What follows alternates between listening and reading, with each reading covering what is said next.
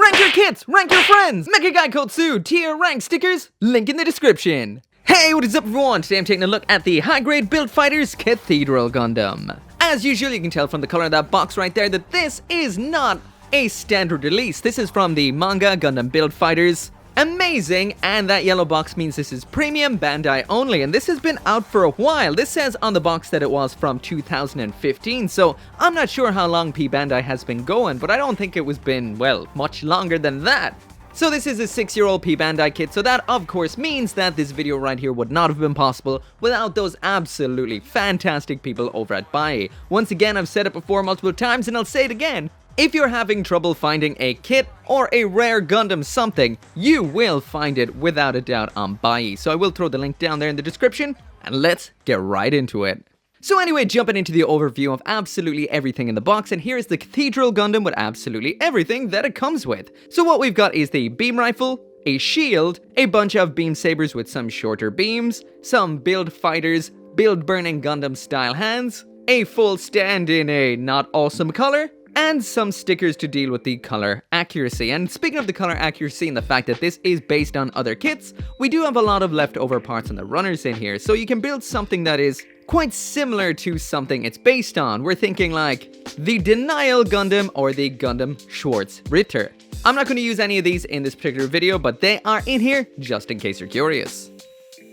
So before I actually move on into the actual aesthetics of this itself, I will mention right off the bat that I did paint the gold on this kit. So out of the box it is that fairly gnarly looking metallic injection gold, which does not look nice at all. No matter what way you put it, it always cheapens a kit. And I realized that when I build these kits for reviews, because I'm usually busy with more kits coming up and more building after that, how I prep them for a review is basically how they're going to end up forever. So I felt this kit needed that little bit more effort. I had some gold left over from the Barbatos mask that I made not so long ago. I used the gold on the inner cheek segment, so I had some of that left over. It's a Tamiya spray, so I gave that gold a blast. And man, does this bring this kit from fairly cheap looking, not so impressive, to something that is regal and really earns the name Cathedral.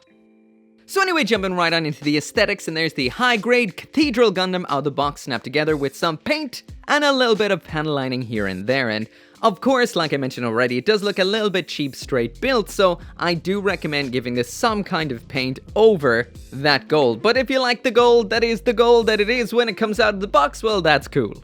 However, I will mention that I would not be gushing about it as much if it was the standard gold color, but besides that, all the other colors on this are the standard out-of-box colors. The white is a nice pure white. We've got a really cool kind of grayish, or, well, maybe just straight old beige to counteract the gold, which looks very nice, and the red is a nice little touch on the chin and the waist. Physically, this looks and is very, very similar to the Denial Gundam and the Gundam Schwartz Ritter. When it comes to the Gundam Build Fighters lore, this is the progenitor to all of them, really. This is the one that came first, then it was developed into the Schwartz Ritter, and then finally developed into the Denial Gundam. Out of the lot, I think I prefer this the most, but then again, I always say that. If I got the Schwartz Ritter right now, pop some gold on that, I'd probably prefer that one.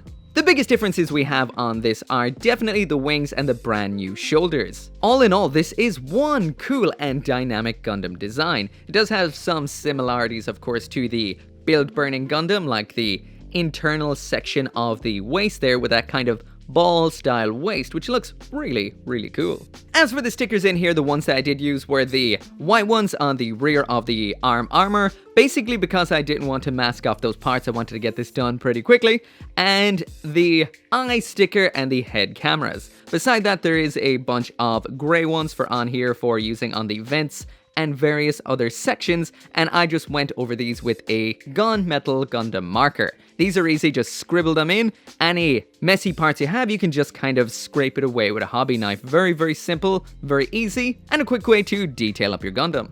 Anyway, jumping into that full 360-degree spin, and this is so regal and so awesome. Once again, when it does come to gold on a kit, I highly recommend painting it. A lot of the time I used to just go with straight builds all of the time, but sometimes some things just have to be done, and metallic colors are definitely one of those. The proportions on this look fantastic. We've got some good blocky, thick legs. We've got a narrow waist to wide shoulder ratio. The wings on this are very nice and kind of flare out from the shoulders, which is very nice on the eye. And the head on this has that real Naoki look to it. That big old, almost armored, blocky, square-ish V-fin front is just so cool. I assume this is made by Naoki. Designed by Naoki, that is. Maybe. Anyway, let's continue. So anyway, jumping back to the beginning of the review as usual to take a look at those accessories all in one big old ball. Now let's take a look at them one by one. So first up, just like the Build Burning Gundam and the Denial Gundam, this comes with some absolutely fantastic hands. A whole bunch of hands in here, including fists, holding hands, widespread, dynamic, and flat palmed hands. All of these feature ball joints and hinges in the wrist, and these, as far as I'm concerned, are the best ever hands included with high-grade gunpla. So jumping into the weapons now, and first up we've got a pair of beam sabers. In here we get two sets of beams. That is your standard flat Age or 00 style beam, and a shorter one as well, which is very 00 or Age styled. These are held in the holding hands, and from what I can see right here in the instructions, there is nowhere to store these when they are not in use. Next up then in here we've got the long range weapon, which is known as the Beam Buster Rifle. Now this is pretty cool because it has one of the most unique handles I have ever seen. It's this little handle here on the side. This can rotate at this point so you can get it into whatever position you want it on, and on the other side then we do have a secondary handle which has 4 different slots it can be attached into. This can be held in 2 hands, but I will mention this kit is a little bit on the folly aparty kind of side, and the articulation, especially around the shoulders and arms, is a little bit limited. Next up in here we've got a tiny little shield. This attaches onto the forearm in a kind of unique way. It slides up into the cuff armor. This is very small, just made out of 3 different colors, which is the grey, white, and gold, and looks a little bit plain from the underside.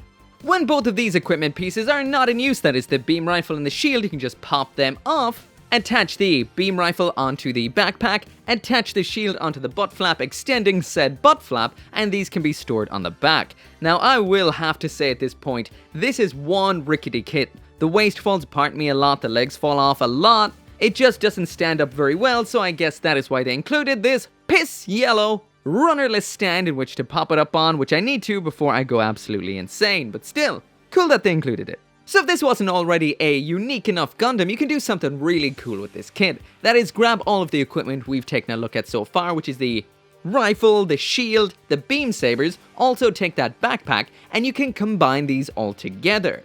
So after combining them all together, you've got a kind of flight mode for the Cathedral booster, but what makes this extremely cool is this then converts into something called the Crescent Moon Bow. This is a giant Gundam bow. Well, I guess it's a tiny Gundam bow, right? This is from Gundam Build Fighters, so this is 1:1 scale, right? But either way, a giant Gundam bow, and this does look fantastic.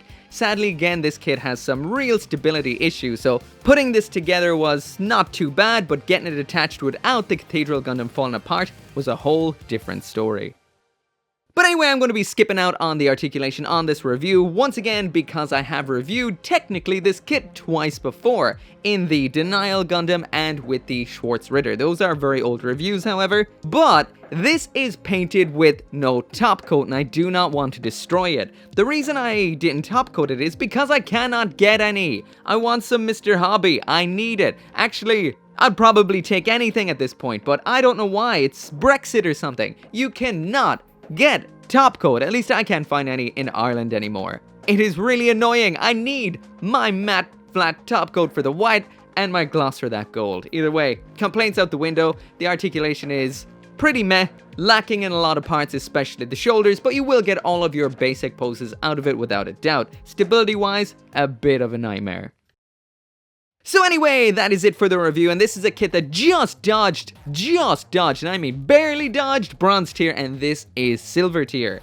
The reason it is not bronze tier is just because the weapons and the equipment are so cool, unique, and can do such awesome things. And if you do put in that extra effort, you will have a fantastic kit. But as for what brings it down to bronze tier, aesthetically that gold is not really all that good. The color separation could be a whole lot better, but on the flip side, it is a fantastic looking Gundam. A little bit of paint and you've got yourself an absolute beauty.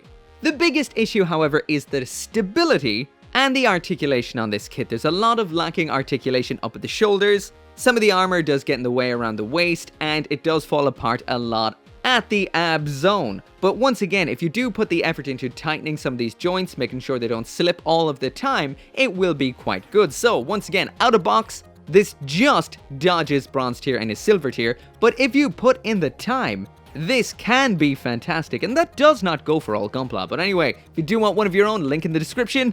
As always, thank you so much for watching, and I will see you next time. As usual, this video right here would not have been possible without each and every single one of you guys, so thank you so much for watching, and a special shout out to those of you who support the channel on the memberships as well as over on Patreon, including Bakito Official, Caleb Engelhart, Global Frequency Studios, Joseph Kukluk, Lauren Seahack, Mr. Winters, Sean T, Tyler Sanders, Van Fawn, and Craig Jerry.